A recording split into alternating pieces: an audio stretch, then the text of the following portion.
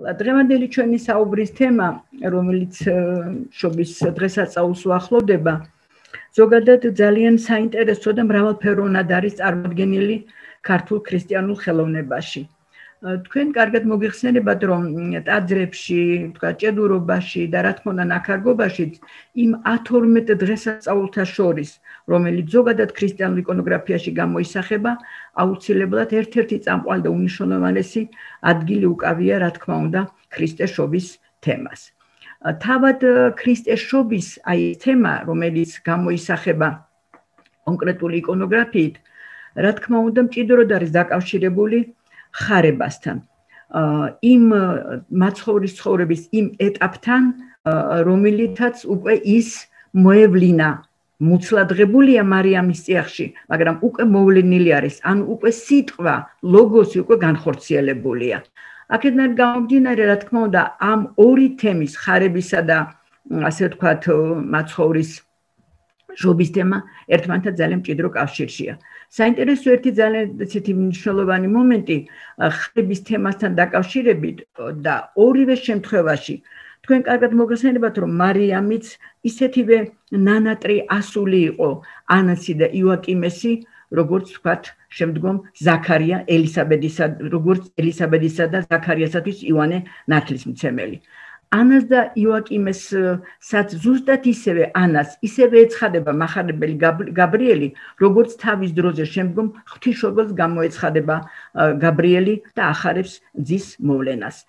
ანასა და იოაკიმეს მიერ მახარებლის გამოცხადება, ანუ ანასადმი მახარებლის გამოცხადება და მისთვის, ასე ვთქვათ, მარიამის მუცლადღების თემა, რატომ არის დაკავშირებული ახლა ხარების თემასთან?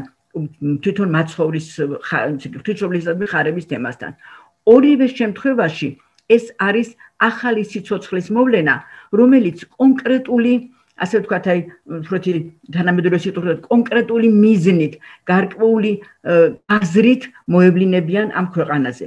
მარიამი მოდის ამ ქვეყნად და ჩასახული არის ანას წიაღში იმისათვის, რომ მან შვას ტარიგი, რომ მან შვას იესო ძე ღვთისა და ისე ზუსტად ისეთივე სიტყვებით, როგორც ანას ახარებს თავის დროზე გაბრიელი, ასეთივე სიტყვებით მიმართავს მახარებელი ანგელოზი გაბრიელი მარიამს, როდესაც მას, ასე ვთქვათ, პირველად შეხვდება. საინტერესო არის ის, რომ ჩვენ ორი შემთხვევა გვაქვს, ეს ხელნაწერშიც არის, ხელნაწერის გაფორმებაში, მინიატურაში და კედლის ხატრობაშიც, როდესაც მარიამისათვის გაბრიელის გამოცხადება ხდება არა პირდაპირ პალატებში. პირველად მარიამს ჩაესმის ხმა ჭასთან, როდესაც ის ჭასთან არის გასული და წყალი უნდა აიღოს ჭიდან.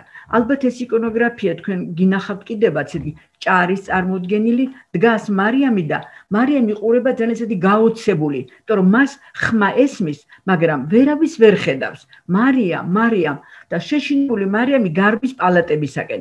მეორედ უკვე ისეთივე პალატებთან არ შესული პალატაში კართან, ეს არქიტექტურული ნაგებობის კართან დგას მარიამი და ისევ ჩაესმის ხმა მარიამ და შეშფოთებული მარიამი შედის უკვე პალატებში და ჯდება და იქ იწყებს კვართის ქსოვას, რომელსაც ის ქსოვს. ქსოვის დროს მესამედ უკვე მას მახარებელი ანგელოზი უკვე ხორციელად ეცხადება, ანუ დაეშვება ციდან და მის წინაშე არის უკვე წარმოდგენილი. ხარების კომპოზიციაში თქვენ ალბათ ყველას კარგად მოგეხსენებათ, რომ გაბრიელი, როდესაც გამოისახება ხოლმე, ის ზოგჯერ ოდნავ მუხმოდრეკილია, ზოგჯერ ესე ფრონტალურად დგას ფეხზე. მარიამიც ხან ზის, მთელი ტანით არის წარმოდგენილი, ხან სავარძელში ზის, ისე ქსოვს. და ზოგჯერ არის ესეთი იკონოგრაფია, როდესაც გორგალი, ესე ქსოვის, ძაფის გორგალი ძირს არის იატაკზე ასე გაგორებული, იმიტომ რომ ის შეშფოთებული წამოდგება.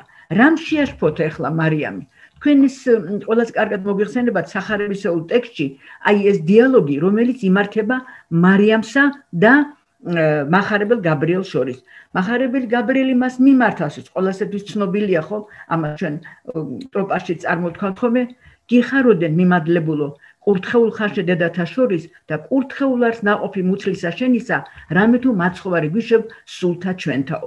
მარიამი გაოცების ნიშნად და ის რომ გაოცებულია და უარყოფ გამოხატავს აი ამ ვთქვათ დიალოგისას მისი ჩვენსკენ მოტრიალებული ხელი, რომელსაც მას მაყურებლისკენ მოტრიალებული აქვს ხელის გულით, ანუ უარყოფითად არა, რამე თუ მამაკაცი არ ვიციო. მაშინ ისევ გაბრიელი მიმართავს სული წმინდა გარდმოვა შენზეო და შენ ისე შობ იესო, შენ შობ ძე, რომელსაც ეწოდება იესო. მარიამი უკვე მიიღებს, რა თქმა უნდა, აი ამ გაბრიელის ამასე თქვათ შეგონებას და მიმართავს და იყოს შენი სიტყვაებრო, მე ხევალი ვარ უფლისაო.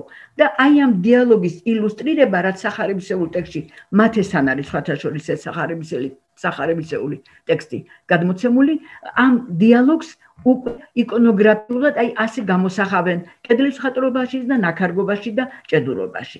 ეხლა რაც შეეხება შემდგომ ეტაპს უკვე აი ამ ასე ვთქვათ ხარების თემის გაგრძელებას, ამას უკვე რა თქმა უნდა მოყვება შემდგომ შობის თემა უფლისა.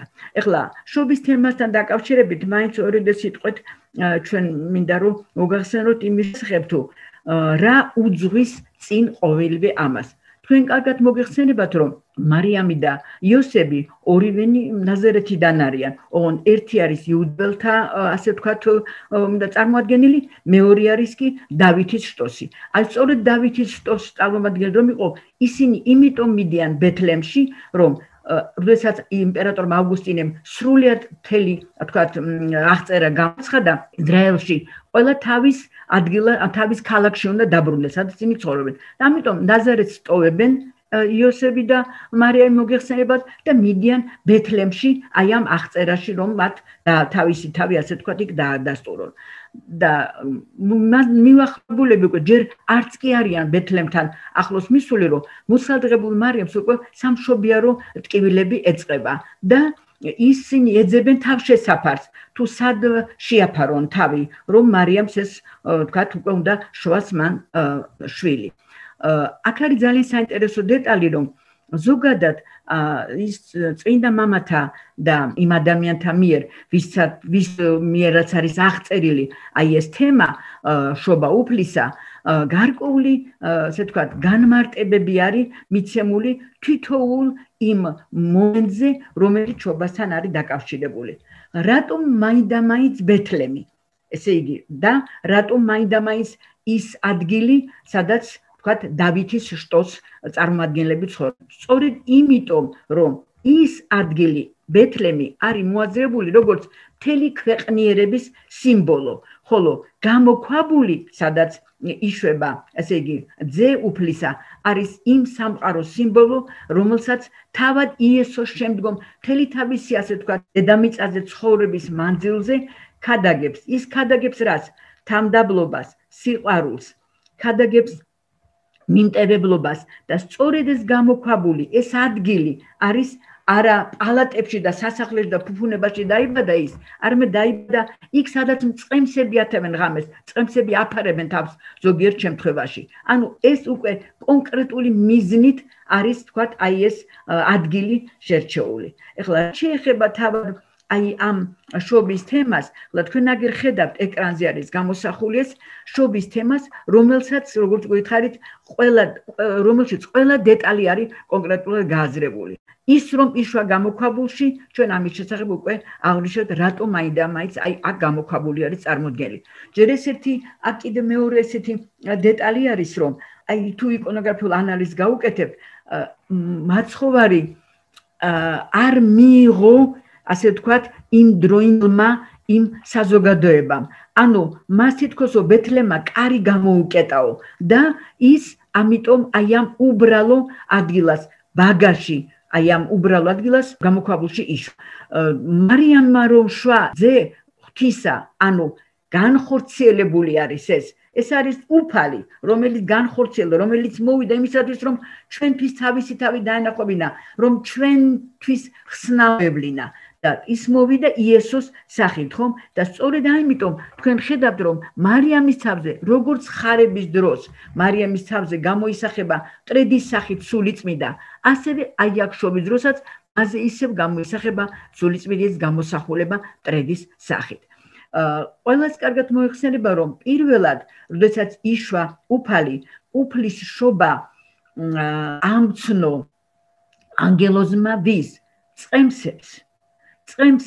წყემსებს აცნოდა მათ შემდგომ, წყემსების შემდგომ, აქ უკვე მასთან თაყვანის საცემად მოდიან მოგვები, ანუ აღმოსავლელი ვარსკვლავთმცვლელები, აღმოსავლელი ფილოსოფოსები, აღმოსავლელი, ვთქვათ, უჭკვიანესი ადამიანები, რომლებიც თავისი, ვთქვათ, განათლებით, თავისი დონით განათლებისა ძალიან მაღალ, ასე ვთქვათ, საფეხურზე დგანა. აქაც არის ისეთი ორი მნიშვნელოვანი მომენტი. ერთი ის, რომ აქ წყემსების სახით მათ უბრალო ადამიანთა გულში, უბრალო ადამიანთა რწმენაში ჩასახული სიყვარულის გამო პირველად მათ მიახლება ანგელოზი და მათ ახარებს ამას. ხოლო შემდგომ უკვე მოდიან ბრძენი აღმოსავლეთიდან ვარსკვლავთმცვლელები. თქვენ კარგად მოგეხსენებათ, რომ ვარსკვლავთმცლელების გამოსვლას წინ უძღვის საკმაოდ დიდი დრო, იმიტომ რომ ჯერ კიდევ ქრისტეს შობამდე 6 თვით ადრე მათ აღმოსავლეთის მოგვებს აღმოსავლეთში დანიელ წინასწარმეტყველთან არის ეს ნაწინასწარმეტყველები, მათ იციან, რომ ბეთლემში უნდა გამობწყინდეს ვარსკვლავი და სადაც ეს ვარსკვლავი იქნება გაბწყინებული, იქნება ძე უფლისა და ამას მოსდებენ ამ ვარსკვლავს, ამ გაბწყინებულ ვარსკვლავს და ვარსკვლავი გაჩერებული არის ზუსტად ამ გამოქვაბულის თავზე. ანუ აქ არის ორი ძალიან მნიშვნელოვანი მომენტი.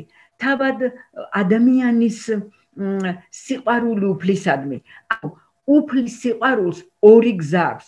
ერთი ყველაზე მოკლე, რომელიც ჩვენს გულშია და რომელიც ჩვენთან არის, ისე როგორც წყემსთან სუფთა სიყვარული და ახლოს არის, მოკლე გზა აქვს, ასე თქვა. და მეორე გრძელი გზა, რომელიც მოგვებმა გამოიარეს, ანუ აი ის ფილოსოფიური, მეცნიერული, თქვენ სხვანაირად გააზრებული გზა, უკვე მოგვების სახით არის აქ წარმოდგენილი. სამი მოგვი მოდის აქ.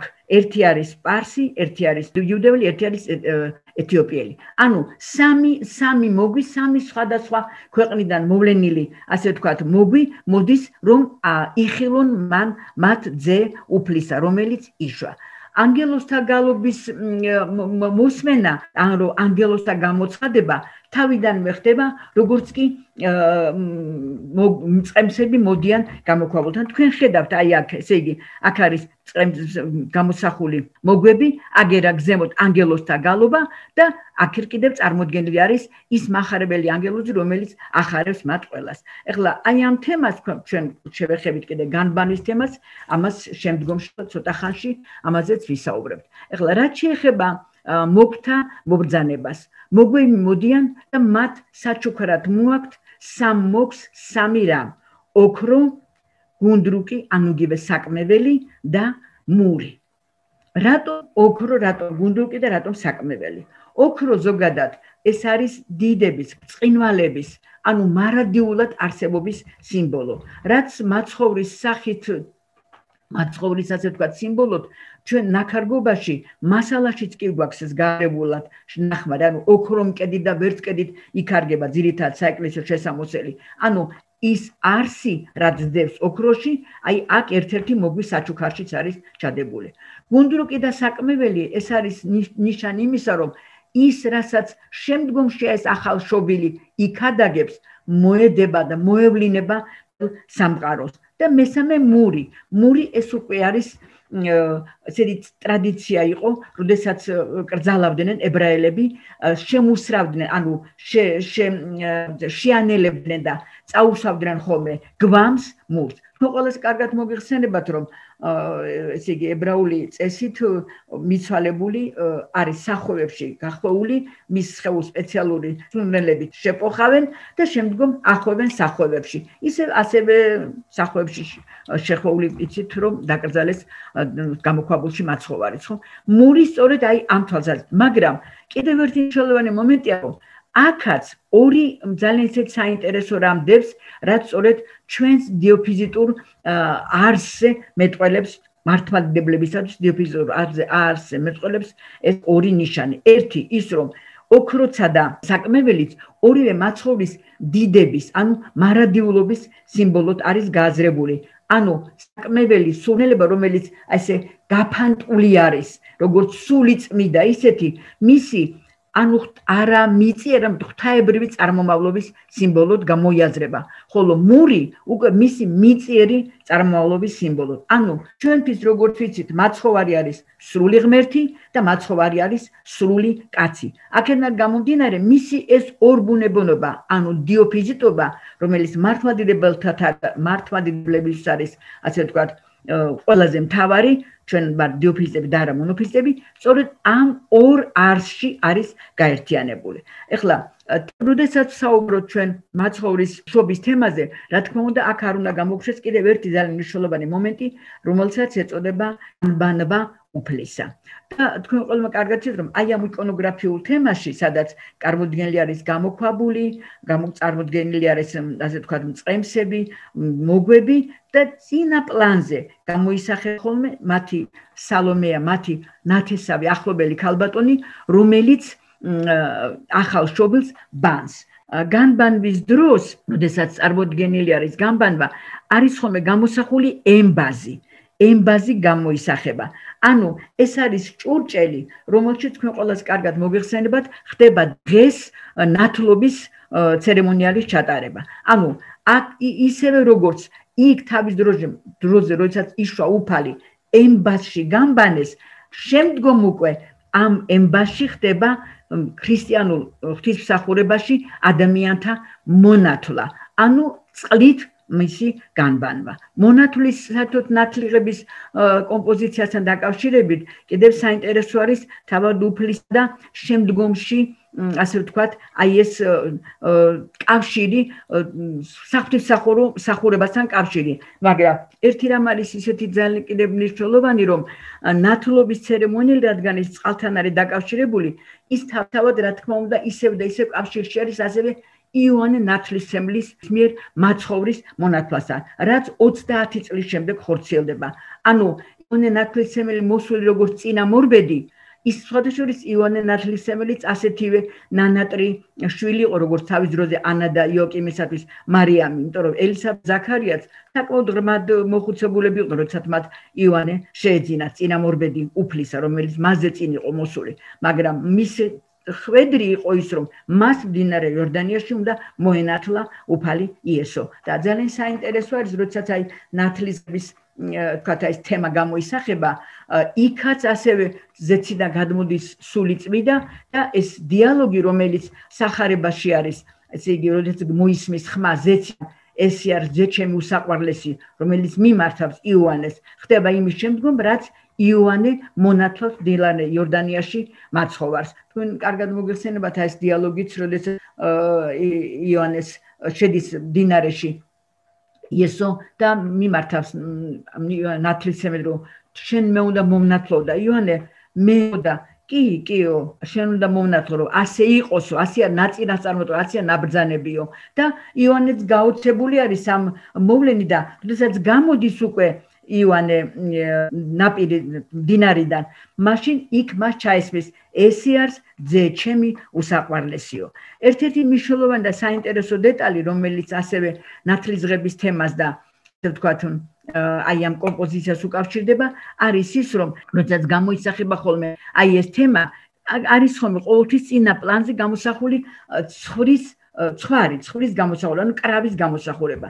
ეხლა კრავის გამოსახულება შეიძლება მწყემსებიც იყვნენ გამოსახული და წინ ეხლა ზოგჯერ არის სამი ცხვარი გამოისახება და მოსძებს, ასე ვთქვათ, მწყემს იმას. მაგრამ აი იმ შემთხვევაში, როდესაც აქ შობის დროს გამოსახული არის კრავი, ორ ძალიან მნიშვნელოვან რაღაცას ვაქცევთ ყურადღება.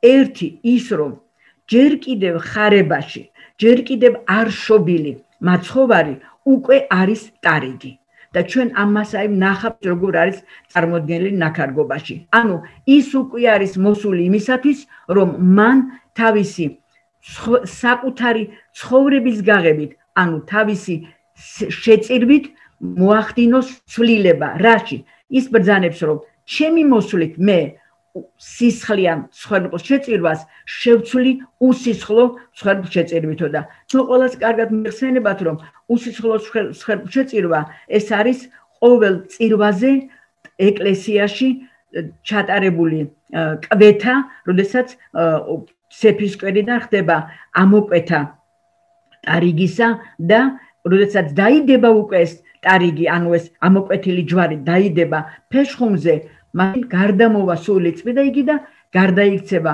პური ხორცად უფლისა, ხოლო გაზევებული წყალი და ღვინო სისხლად უფლისა.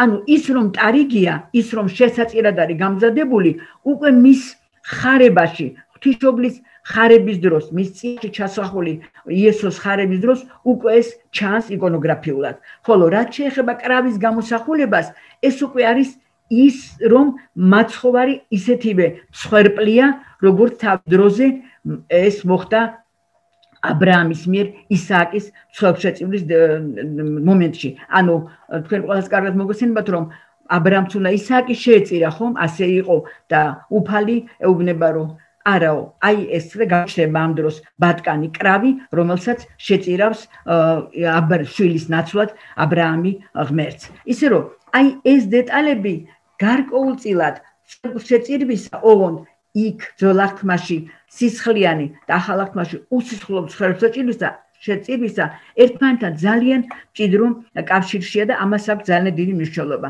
როდესაც ჩვენ საუბრობთ, წეღანაც მოვეხსენეთ აი ამ ასე ვთქვათ, შობის თემასა და ხელშეწირვის თემის ურთიერთკავშირში, არ შეიძლება ჩვენ ხედულობიდან გამოგჩეს ერთი ძალიან მნიშვნელოვანი მომენტი, აი ეს რაც ამ ორ საბუხარზე არის წარმოდგენილი. ეს გახლავთ ყველაზე ძველი ნაქარგობის ნიმუში, ქართული საეკლესიო ნაქარგობის ნიმუშთაგან, რომელიც ჩვენთან არის დაცული, ზოგადად საქართველოში რაც არის, კაცხის საბუხარები, რომელზეც ორსაედი ზიარება არის წარმოდგენილი. ერთგან აგერ გამოსახული არის მაცხოვარი მდგარი ესეთ კივორიუმში, სადაც მოდიან მოციქულები მასთან და მეორეზეც ასევე. ოღონდ ერთ შემთხვევაში მაცხოვარი აძლევს, ასე ვთქვათ, პეტრეს სისხლს, ანუ ბარძიმიდან სწვამს წყალღვინოს, ხოლო მეორე შემთხვევაში ის აწვის მას ხორცს, ანუ პურს, რომელიც უნდა მიაწოდოს პეტრეს. პეტრე და პავლე, როგორც თავნი მოციქულთა, ანუ ყველაზე მთავარი მოციქულები, ყოველთვის აი ამ კომპოზიციის დროს ორსახე ზიარებაში წინ პლანზე გამოისახებენ. ანუ მიდის ჯერ, ვთქვათ, ერთ შემთხვევაში პეტრე, მეორე შემთხვევაში მიდის პავლე და ორივე აი ამ საბუხარზე საინტერესო არის ის, რომ მაცხოვარი გამოსახული არის მღვდელმთავრის სამოსში. ანუ მაცხოვარი აქ არ გამოისახება მაფორიუმში, როგორც ვთქვათ, დედამიწაზე მოსიარულე იესო, რომელიც შემდგომ იერუსალიმში ზეიმითად იქ ჯვარს ეცვება. აქ მაცხოვარი უკვე გამოსახული არის როგორც მღვდელმთავარი, როგორც იმის განმახორციელებელი, რაც მან გეცამანის ბაღში თავის მოსწავლეებს უთხრა და დაუდასტურა. გასტეხა მან პური და უთხრა: "სჭამეთ, რამოთ ეს არის ხორცი ჩემიო." განაზავა წყალი და ღვინო და უთხრა: "სვით, რამით ეს არის სისხლი ჩემი, თქვენთვის დათხეულიო." სწორედ აქ წარმოდგენილი იესო არის როგორც საკუთარი სისხლისა და ხორცის გამღები, საკუთარი სისხლისა და ხორცის გამღები და ამიტომ იგი გამოსახული არის მღვდელმთავრის სამოსში. ანუ ის რაც იყო, ვთქვათ, ის რაც მოთხრობილი არის სახარებისეულ ტექსტში, აი ამ კომპოზიციის, ამ გადმოცემისათვის ილუსტრირება ხდება ამი და ამავე დროს ხდება იმ დეტალის, იმ მომენტის წინ წამოწევა, რაც სრულდება, რაც აღესრულება ზიარების დროს ეკლესია ტაძარში. ეხლა ჩვენ როდესაც ვსაუბრობთ ზოგადად თემაზე, რომელიც მაცხოვრის შობას უკავშირდება, რა თქმა უნდა, არ შეიძლება რომ ხედულობიდან გამოგჩეს ის მნიშვნელოვანი მომენტი, რაც სამ თემას აერთიანებს. ქართულ ზოგადად ქრისტიანულ იკონოგრაფიაში და ქართულ ნაქარგობაში ეს ძალიან საინტერესოდ არის გადმოცემული აი ამ შესამოსელზე, რომელსაც ჩვენ აბაშიძეების, ანუ მწვანე საკვებს უწოდებთ. აბაშიძეების იმიტომ, რომ აქ გამოსახული არის საქტიტორო წარწერაში არის მოხსენებული აბაშიძეები, ვინც მოაქარგვინა ეს საკოსი, სამოსი. ხოლო მწვანე ხავერდით რადგან არის შეკერილი, ჩვენ ასე უწოდებთ ხოლმე აბაშიძის, ანუ მწვანე საკოსი. ეხლა ერთადერთია სხვათა შორის ჩვენ ეხლა ხარებისა და 12 დღესასწაულთა კომპოზიციით შემკობილი, ასე თქვა, ნაქარგობის ნიმუშები, ეს 3 ომოფორი გვაქვს, რომელიც ჩვენ ნახეთ, როდამისეული, მარიამისეული და ის მალიტებენი ომოფორი, რომელიც ასე მე-17 საუკუნით თარიღდება. და ეს ერთადერთი საკოსი, ანუ შესამოსელი, რომელზეც 12 დღესასწაული არის სრულად წარმოჩინებული. 4 კალთა აქვს მას, ხედავთ, 1 კალთა, 2 კალთა და ეს 2 მკლავია, რომელიც როგორც მოგახსენეთ, ადრე ჩვენ აი წინა საუბრის დროს, იგი ჯვრის ფორმა აქვს მას, კარგი მოგეხსენებათ, ჯვრის სიმბოლური დატვირთვა ძალიან ისეთ საინტერესოა თვალსაზრისით, რომ ზოგადად ჯვრის ვერ თუ დავაყენებთ ასე ფეხზე, ჯვრის ვერტიკალური მკლავი ეს არის მაცხოვრის ზეციური მომავლობის სიმბოლო, ხოლო ჰორიზონტალური მკლავი არის მაცხოვრის მიწიერი წარმომავლობის სიმბოლო. ანუ ის მოევლინა სულიწმიდისაგან ჩაისახა ღვთისმშობლის წიაღში, მაგრამ მოევლინა კაცობრიობას როგორც ძე, როგორც ადამიანი ისე იშვა. ეხლა რაც შეეხება აი ამ საკოსის 3 თემის გაერთიანებას, აი ამაზე მინდა თქვენი ყურადღება შევაჩერო და თქვენ ალბათ კარგად ხედავთ ეხლა. აი ეს არის წინა ნაწილი, აი ეს არის კერდი, ანუ კერდის ნაწილი, რომლის ორ მხარეს გამოსახული არის ხარების თემა. ანუ აქ დგას მახარელი ანგელოზი, ღვთისმშობელი, რომელიც ახარებს და ეშვება ღვთისმშობელზე სული წმიდა. მის ქვემოთ, აი ამ თემის, ესე ვთქვათ, ხარების თემის ქვემოთ, აი აქ ჰორიზონტალურად არის საკოზე ძნელად აღსაქმელად, მაგრამ არის გამოსახული შობის კომპოზიცია. ზურგის მხარეს, აგერ აი აქ ზურგის მხარეს, ხარების მოპირდაპირე მხარეს არის მაცხოვრის ვედრების თემა. ეს არის ძალიან საინტერესო მომენტი და ვედრების ქვემოთ აქ უკვე მაცხოვრის ჯვარცმარის წარმოდგენილი. ახლა უყურეთ როგორ არის აქ თემები არის, ყველა 12 დღესასწაული არის, სულიწმიდის მოფენა, ფერისცვალება, ყველა დღესასწაული, ყველა კომპოზიცია გამოსახული, მაგრამ აი ეს 4 თემა, რომელიც ერთმანეთთან ურთიერთკავშირში არის, აბსოლუტური კავშირი და აბსოლუტური ურთიერთობა აქვს ერთმანეთთან, არის ერთ ვერტიკალზე. ერთ სივრცეში გამოსახული ხარება, შობა, ვედრება და ცმა უფლისა. ხლა რატომ მაინდა-მაინც, რატომ ისე იგი აი ეს ჩვენი ოსტატები, რომლებიც ქარგავდნენ, საოცარი ის არის, რომ არაჩვეულებრივად იციან მათ იკონოგრაფია, არაჩვეულებრივად იციან მათ საღვთოს ჯული, ძალიან კარგად იციან მათ სად, რა, როდის და როგორ გამოისახოს. და აქედან გამომდინარე, შემთხვევითი არც ერთი, შემთხვევითი ეს კომპოზიცია, შემთხვევით აქ არც ერთი არის. არა იმ თვალსაზრისით მაგალითად, რომ რაღაც სტილისტურად უნდა განლაგებული, არა, ეს არის კონკრეტული იკონოგრაფიული დატვირთვით წარმოჩინებული. ახლა ძალიან საინტერესოა ისიც კიდევ, რომ აი აქ ხარების დროს, ხარების კომპოზიციაში, თქვენ აი აქ ხედავთ, ეს არის ჭრილი თვითონ ამ საკოსის ჩასაცმელად. ანუ ეს არის ცრის ხაზი, აი ეს გულისპირი და წინ ჩაჭრილი, ასე რომ ჩაიცვას ის ღვთისმსახურმა. თუ აი ამას ჩვენ ესე შემოვაბრუნებთ, დავინახავთ, რომ აი ამ ჭრილში, აი ამ ჭრილის ფორმას აქვს ბარძიმის სახე.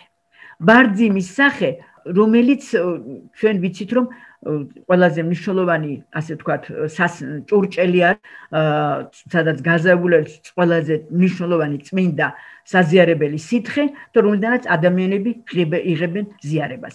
ანუ ბარძიმი, რომელშიც განეზავება წყალი და ღვინო, ანუ რომელიც არის უფლის სისხლის სიმბოლო, ხარების კომპოზიციის გულში არის ჩართული. მე წეღან იმიტომაც გითხარით თქვენ, რომ ხარებისავე დროს უკვე არის ნაწინასწარმეტყველები ის, რომ ის მოევლინება მოვა სიტყვა ლოგოსი, რომელიც იქნება ჯვარცმული და ამ ჯვარცმის შემდგომ მოხდება მისი ამაღლება ზეცაში და აი აქ უკვე არის დიდება უფლისა.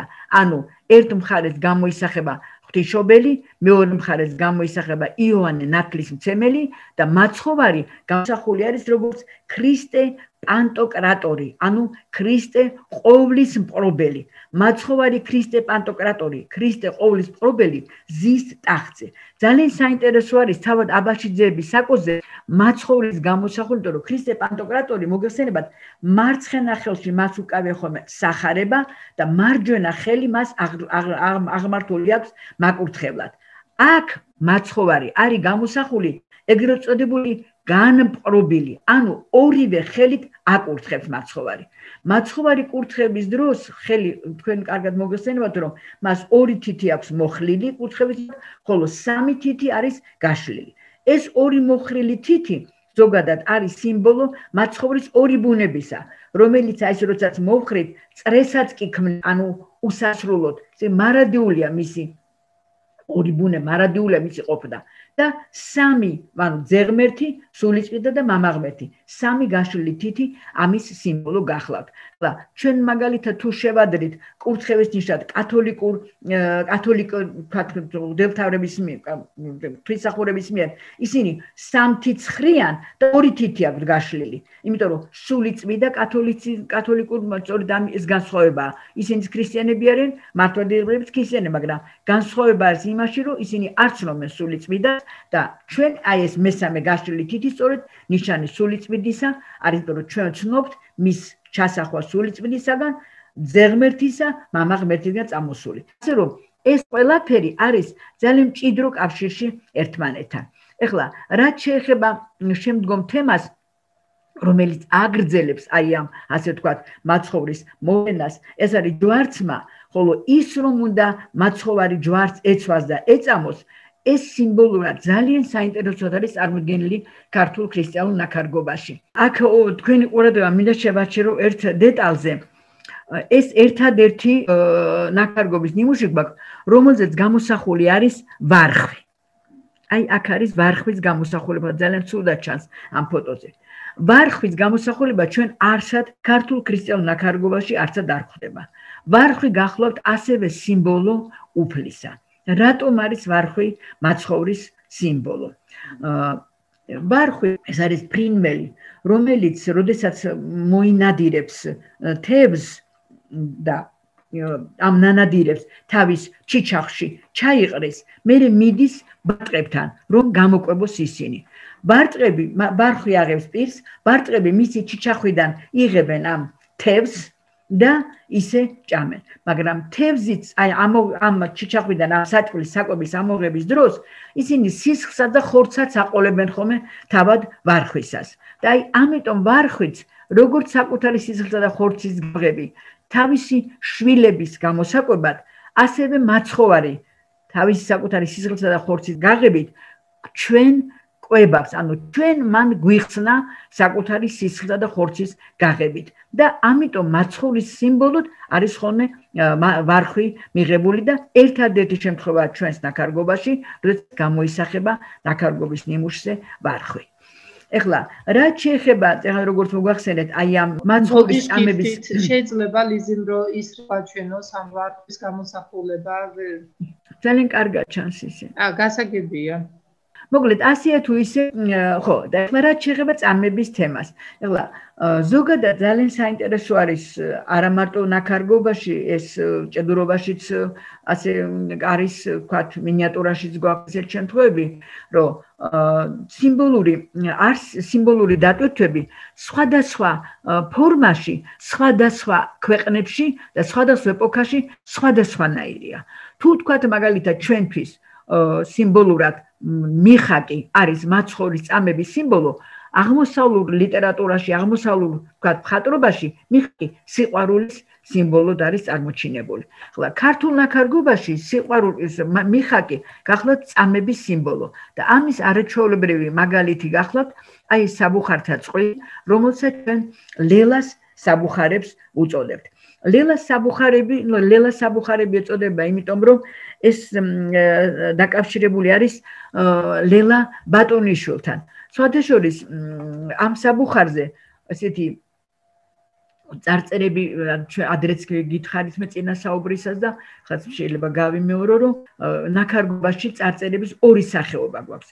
ერთი ეს არის ეგრეთ წოდებული კანონიკური წარწერები, ანუ ყველა იმ ნივთზე, რომელზეც არის ეს წარწერა, არის ამოღებული წარწერის ის ტექსტი, რომელსაც ლოცვების დროს წარმოთქვამენ მისით შემოსვის დროს. ანუ 60 დროსაც იმოსებიან, ყველას აი თუ რომელიმე თქვათ ყოფილ ხართ, როდესაც მღვდელთავარს მოსავენ, აი ძალიან დიდ დღესასწაულებში მაგალითად მღვდელთავარი თუნდა ჩვენი უწმინდესი და უნეტარესი რომ შემოგზანდება თქვათ ტაძარში, როდესაც იმოსებიან, ესე იგი ტაძრის შუა ნაწილში, რომელსაც ეწოდება სოლეა, ანუ ეს არის ცეცხლოვანი მდინარის სიმბოლო, შუა ნაწილი ტაძრის, ანუ ჩვენ უნდა გავიაროთ, ხო, ეს ცეცხლოვანი მდინარე ჩვენი ცხოვრების მანძილზე, რომ მიუახლოვდეთ აი იმ სასუფეველს, რომელიც დამკვიდრებული არის წმინდათა წმინდაში, ანუ საკურთხეველში.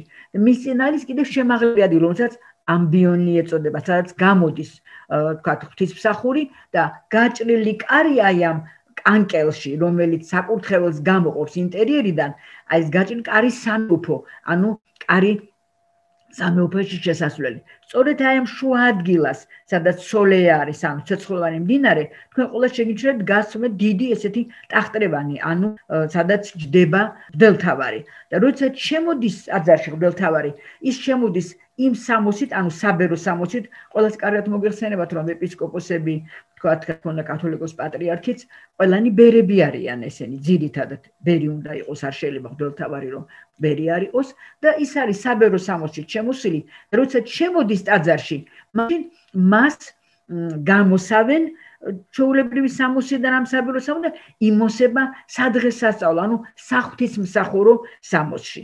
და აი ამ 60-ით შემოსვის დროს ყველა 60, რომელსაც ის იმოსება, საბუხარზე, საკოზე, ფელონზე, თქვათ, ომოფორზე, წარმოითქმის სპეციალური ლოცვები. და სწორედ ამ ლოცვების ტექსტები არის ნაკარგობის ამ ნიმუშებზე. ამ საბუხარებზეც ასე, ხელთა შენთან შექვრესვა და დამბადეს მე ერთზე არის წარწერა, მეორეზე მარჯვენა შენ უფალო დიდებულარ ძალითა შენითა და ასე შემდეგ. და ეს არის კანონიკური წარწერა, მაგრამ ახლავს კიდევ ამ ნაკარგობის ნიმუშებს საქტიტორო წარწერა. ახლა ყველას არ აქვს საქტიტორო წარწერა, სხვათა შორის ეს არც ისეთი ხშირი, მაგრამ უმეტესობას მაინც აქვს ეს საქტიტორო წარწერა, ანუ ის ადამიანები, რომლებიც კარგავენ თვითონ, ან რომლებიც სწირავენ საკუთარი, თქვათ, ახლობლის სულის საოხად, ან რაიმეს თხოვნით მიზნით, თავის საქტიტორო წარწერას აკეთებენ. აქაც არის საქტიტორო წარწერა, მაგრამ ამ წარწერაზე არის სულ 4 სიტყვა. უფალო, შეიწყალე ლელა. ახლა, როდესაც მუშაობდი ამ საბუხარებზე, ვეძებდი ახლა ისტორიულ დოკუმენტებსა, წყაროებში ლელას, ლელას.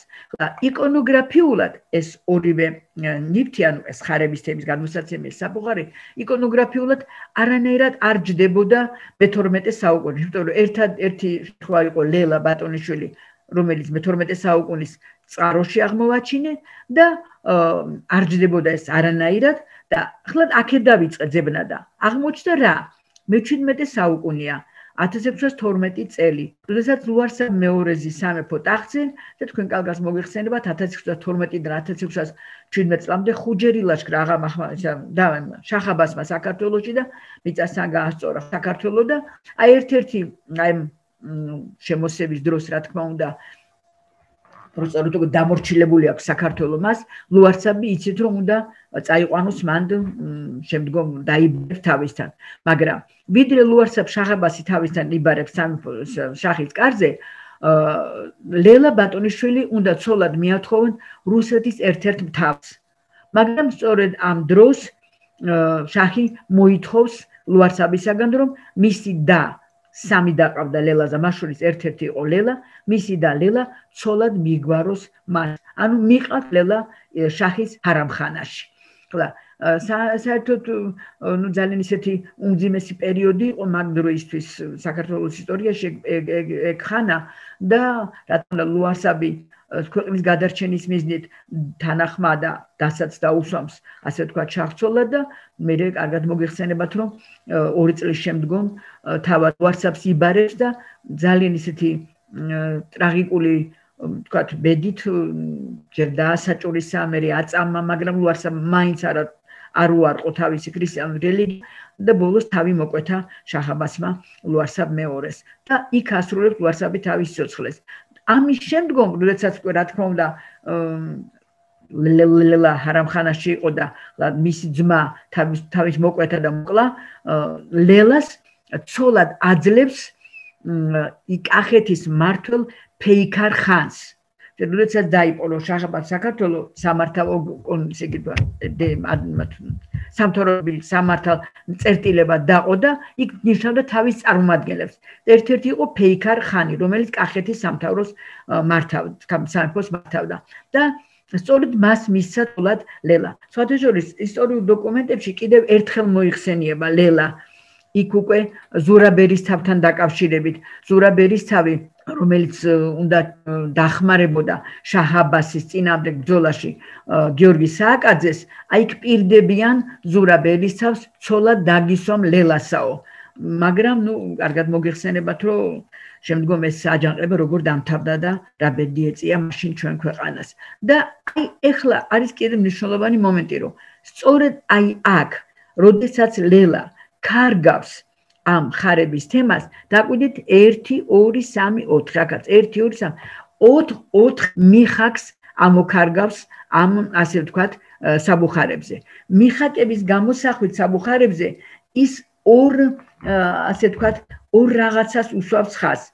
ერთი ის რომ ის რა ქარი გამოსახულენ ხარების თემა 4-ვე მახარებლის მიერ არის 4 სახარებაში ლუკა, მათე, მარკოზი, იოანე. 4-ვესთან არის აღწერილი ეს თემა. მეორე მომენტი ის რომ როგორც აი ამ ხარების შემდგომ მოხდა ის რაც მოხდა, ანუ ეწამა ძეუფლისა, აი ესეთი მძიმე, უმძიმესი ცხოვრებით, ანუ წამების ცხოვრებით ცხოვრა ბატონიშვილმა ლელამაც. ანუ თავისი ცხოვრების თავისი ასე ვთქვათ ბიოგრაფიის შეიძლება ასე ითქვას, რაღაცა ეს ნაწილი თითქოს წარმოაჩინა, თავისი ბედიც აჩვენა აი ამით და ამ დროს მაცხოვრის წამების თემაც აი ამ 4 ასე ვთქვათ სიმბოლური ნიშნით გამოსახა. რაც შეეხება თავად საბუხარების ფერს, მწვანე ფერს, ეს ძალიან საინტერესოა, რომ მწვანე ეს არის მარადიული სიცოცხლის სიმბოლო. ძირითადად აი როდესაც იქარგებოდა ნაქარგობის ნიმუშები, იმ კონკრეტული ფერებით არის ხოლმე წარმოჩინებული, რომელიც სისარტყელის 7 ფერთან არის დაკავშირებული, ანუ სისარტყელისა, რომელიც მშვიდობითად ნოეს გამოუგზავნა უფალმა და უთხრა ძებთისარტყელას, ძებ ნიშნად აღქმისა ჩემისაო, მშვიდობას შენსა და ჩემშვილისო. და მეორე ის რომ ყველა ამ ფერს აქვს თავისი სიმბოლური დატვირთვა. მწვანე ფერი მოგეხსენებთ არის მარადიული სიცოცხლის უკვდავების სიმბოლო. ანუ ამ შემთხვევაშიც აი აქ უფლის მარადიული და უკვდავის სულის სიმბოლო ეს წარმოჩინებული.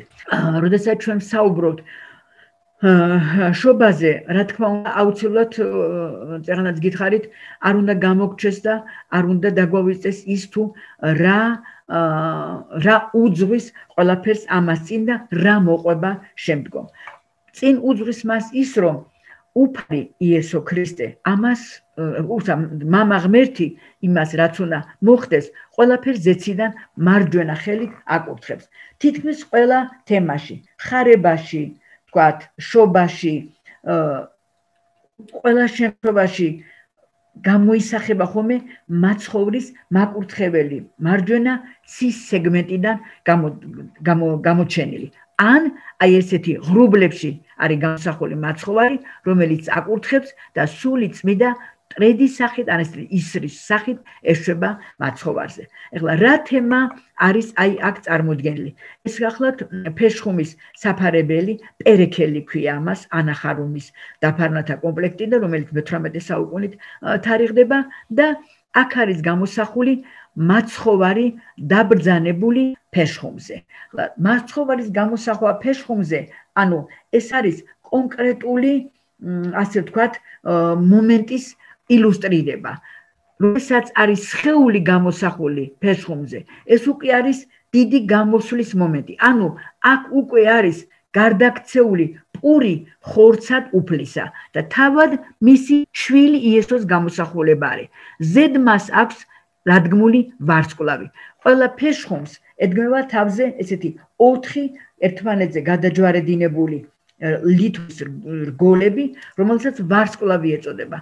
თავად ეს ვარსკვლავი, რა თქმა უნდა, პირდაპირ კავშირში არის მაცხოვრის შობასთან, იმიტომ რომ ამ ვარსკვლავის სახით მოხდა ვარსკვლავის გაწყენების საშუალებით მოხდა მოგთა მისვლა იქ, ამ ვარსკვლავმა ამცნო ქვეყნიერებას უფლის მოვლენა და იგივე ვარსკვლავი, რა თქმა უნდა, არის ნიშანი იმისა, რომ ის რა იშვა იმისათვის, რომ არის ტარიგი, იშვა წამებისათვის, იშვა სხერპლის შეწირვისათვის და 4 მახარებლის სიმბოლო გახლავთ აქ წარმოდგენილი.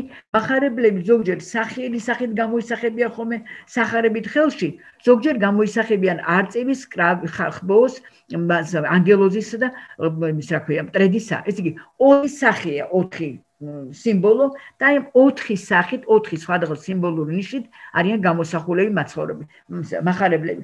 მახარებელი ანგელოზები იმიტომ გამოისახებიან 4-ვე ყოველთვის, რომ ყველა ის თემა, რომელიც იკარგება, რომელიც იხატება, რომელიც 12 დღესასწაულთან არის დაკავშირებული, ყველა ეს თემა არის ამ 4 მახარებლის მიერ წერილი. და აქ კიდევ 2 ანგელოზის გამოსახულება არის ძალიან საინტერესო. ხლა 6 ფრთათა გამოსახვა, ანუ ქერუბინთა და სერაფიმთა გამოსახულება, ეს თავისთავად ისევე ძველ და ახალ აღთქმაშორის კავშირშია. ეს არის 6 ფრთები, რომლებიც განა 64-ის კართან, რომლებიც დააყენა დარაჯად უფალმა 64-ის კართან და 2 ანგელოზი მახარებელი, 2 ანგელოზი სამწერობლებით ხელში. სამწერობელი ეს გახლავთ ასეთი რგვალი დისკოს ფორმა აქვს, ალბათ ეკლესიაში გინახავთ, როდესაც გამოაბრძანებენ ხოლმე წმინდა ნაწილებს, ასეთი ფორმა აქვს და ისე იგი თავის დროზე თვითონ სახელი იმიტომ რქვია უწოდეს სამწერობელი, რომ მართლა ამისთვის იყო წერების მოსაგერიებლად. ანუ როდესაც ხდებოდა კვეთა, ტარდებოდა ეს ბერძნულად პროსკომიდია, ხდებოდა კვეთა, რომ რაიმე მწერი არ შეხებოდა ამ ყველაზე წმინდა ნაწილს ამოკვეთილ, ამ სეფსკვედან ამოკვეთილ პურს, მას უნიავებდნენ, მაგრამ სიმბოლურად ამ სამწერობელმა მერე უკვე მიიღო დატვირთვა სულიწმინდის მოხმობისა. ანუ ამ სამწერობლებით ხდება სულიწმინდის მოხმობა და ეს იმას ნიშნავს, რომ მოიხმეს სულიწმინდა და გარდამოვიდა სულიწმინდა და უკვე გარდაიქცა პური ხორცად უფლისა. და აი ეს სამწერობლებით სწორედ აი ამ მიზნით, ამ სამწერობლებით ხელში ეს ასე ვთქვათ ანგელოზები გამოისახებიან. ეხლა როდესაც ჩვენ საუბრობთ იმაზე, თუ რა დატვირთვა აქვს თავად ნაქარგობაში იმას, თუ როგორი თქვათ დეკორით არის დამშვენებული ეს ნაქარგობის ნიმუში. აქაც გასათვალისწინებელი არის ძალიან მნიშვნელოვანი დეტალები. ჩვენ ვიცით, რომ თქვათ ანგელოზთა მაგალითად ხარების კომპოზიციაში ხარების დროს 2 ესეთი შემთხვევა გვაქვს. ეს შემთხვევაში ზოგჯერ მახარებელი ანგელოზი გამოსახული არის ხოლმე შროშანით და ჩვენ გვაქვს ხარების თემი, როდესაც მახარებელი ანგელოზი გამოსახული არის პალმის რტოთი ხელში. ხლა რატომ შროშანი და რა თქმა უნდა ყვავილი. ყვავილი მოგეხსენებათ არის ახლის სიცოცხლის სიმბოლო. შროშანი თავად ღვთისმშობლის სიმბოლო გახლავთ. ანუ დაუწველი და ეს სიმბოლოები მოდის ღვთისმშობლისადმი მიძღვრილი ტროპარის ტექსტიდან, რომ მათ ღვთისმშობლის ტროპარში ღვთისმშობელი იწოდება ასე კიბე იაკობისა, კელი ურღვევი, დაუწველი შროშანი, დაუწველი მაყვალი, უკვდავი შროშანი, წიგი და აი რადგან ეს ყვავილები არის ღვთისმშობლის სიმბოლო, ამიტომ ორნამენტულ დეკორში შემკობის დროს სწორედ აი ამ ყვავილებს ხვდებით ჩვენ და ხარების დროსაც ხვდებით შროშანს და ხვდებით, რადგან თავად ღვთისმშობელს ახარა ანგელოზმა ახალი სიცოცხლის მოვლენა, მისივე სიმბოლო შროშანი უჭირავს ხელში და ძალიან საინტერესოა პალმის რტოს გააზრება. პალმის რტო უკვე უკავშირდება მაცხოვრის შემდგომ იმას, რაც მოხდება მაცხოვრის შობიდან საკმაოდ დიდი ხნის შემდგომ. ანუ როდესაც უკვე მაცხოვარი დიდებით შებრძანდება იერუსალიმში. როდესაც მაცხოვარი იერუსალიმში შებრძანდება, იქ კარგად სახარებულის ტექსტიდან, რომ მას პალმის რტოებით ხვდებიან, საკუთარ სამოს უფენენ ფეხქვეშ და სწორედ აი აქ ხარებაშივე უკვე არის ჩადებული არსი იმისა, რომ ის შევა იერუსალიმში, როგორც დიდებით შევა და შევა თავისი ნებით და იქ რა თქმა უნდა უკვე მოხდება მისი ჯვარცმა. ეხლა ჩვენ როდესაც საუბრობთ ჯვარცმის თემაზე, რა თქმა უნდა, ერთ-ერთი უნიშნელოვანი დეტალი ეს გახლავთ ჯვრიდან უკვე გარდამოხსნელი მაცხოვრის დატირების სცენა, რომელიც ყველა ის პერსონაჟი, რომელიც მაცხოვრის დატირების სცენაში არის გამოსახული, ყველა ეს პერსონაჟი ისევ და ისევ მაცხოვრის ცხოვრების იმ მომენტებთან არის დაკავშირებული, რასაც ქვია ხარება, რასაც ქვია მაცხოვრის შობა და რასაც ქვია მაცხოვრის ჯვარცმა. ისე რადგან ეს სამივე თემა ერთმანეთთან არის ძალიან მჭიდრო კავშირში. ამ დატირების დროს მის გვერდით არიან ღვთისმშობელი, მის გვერდით არის იოანე მახარებელი, მის ყველაზე საყვარელი საკუთარი მოწაფე და მის გვერდით არიან ის წმინდა დედანი, რომლებიც მასთან ერთად, ასე ვთქვათ, მიწიერი ცხოვრების დროს გაივლიან ამ გზას და ბოლოს სწორედ წმინდა დედანი არის, რომლებიც მიბრძანდებიან მაცხოვრის საფლავთან, რათა იხილონ, შეასუნელონ მისი სხეული და იქ იცით რომ ხდება ანგელოზი, აგერ აქ არის გამოსახული ანგელოზი, რომელიც ეუბნება რომ ის არ არის აქ, ის აღდგა სახუები არის მარტო, მაცხოვრის აღდგომის თემა. და ეს აღდგომის თემა ალბათ შემდგომ თუ საშუალება გვექნება აღდგომასთან დაკავშირებით შეიძლება ამაზე ვისაუბროთ.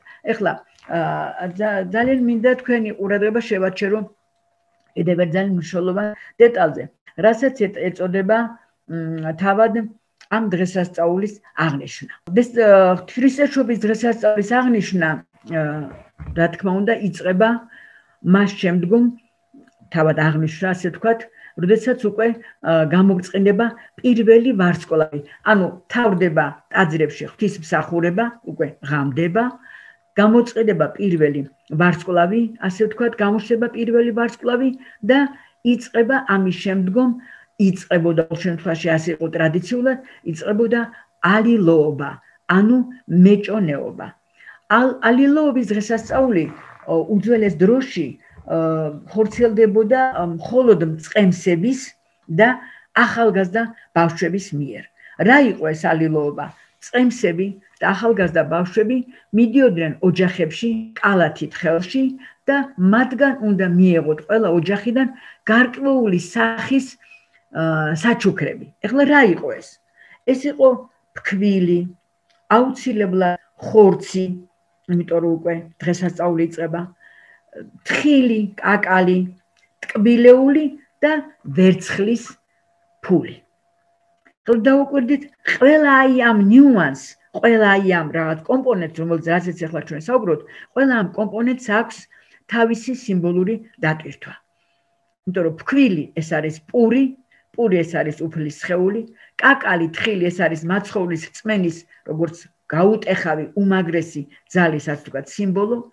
ხილი ეს არის მისი სიტყვების სიმბოლო და ვერცხლის ფული იმ ფულის სიმბოლო, იმ 30 ვერცხლისა, რომელზეც გაყიდა იუდა ისკარიოტელმა მაცხოვარი. აი ეს კომპონენტები იყო ის, რაც უნდა გაეღო მოსულსა, სხვათაშორის გაეღო მასპინძელს და თუ მაგალითად ესეთი რწმენა იყო, თუ მიალილოს, მეჭონეს, რომელიც მოდიოდა ამ ალილობის დროს, თუ მას არ მისცემდა ოჯახის პატრონი, თქვათ, ძღვენს ამ საჩუქარს, იმ წელსო, იმ ოჯახსო ძალიან დიდი უბარაკა ექნებაო, მოსავალი არ ექნებაო და ასე შემდეგ. ამიტომ ყველა განსაკუთრებულად ემზადებოდა და სპეციალურად ამზადებდნენ საჩუქარს იმისთვის, ვინც ალილობას მოვიდოდა მასთან სტუმრად. კარგად მოგიხსენებათ, რომ ეს დღესასწაული ალილობა, როგორც დღესასწაული ისე ძალიან ესეთი მნიშვნელოვნად საინტერესო აღდგა ჩვენთან, იმიტომ რომ ამას არაჩვეულებრივი სახე მიეცა ჩვენი საყვარელი პატრიარქის ლოცვა-კურთხევით და იცით რომ ამ დღეებში უამრავი ადამიანი გაიღებს ხოლმე საჩუქარს და შემდგომ უპოვართ, ჭირვებულებს ეს საჩუქრები ურიგდებათ ხოლმე ამ დღესასწაულის დროს.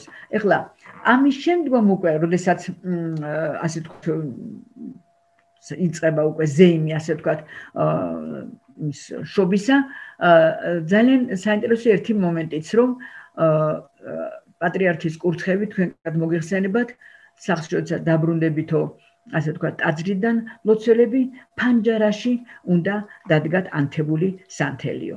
ეს არის ძალიან ესეთი სიმბოლური დატვირთვით, იმიტომ რომ ეს სანთელი გახლავთ სწორედ იმ ვარსკვლავის სიმბოლო, რომელიც გზას უჩვენებდა მოგვებს ვარსკვლავ თვლელებს ბეთლემისაკენ.